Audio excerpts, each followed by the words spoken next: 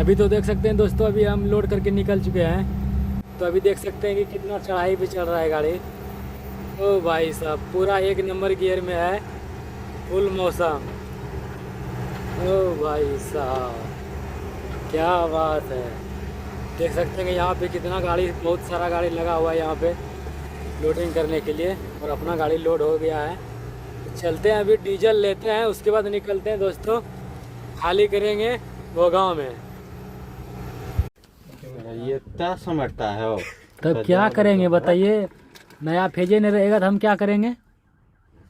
उसमें ना गाना भी मार लिए क्या वो? नहीं अभी नहीं पिए।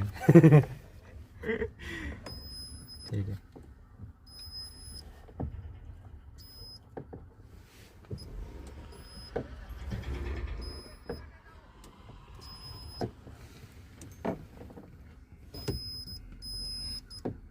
देख सकते हैं दोस्तों, अभी हम गोल सड़क में हैं, घोघा गोल सड़क में।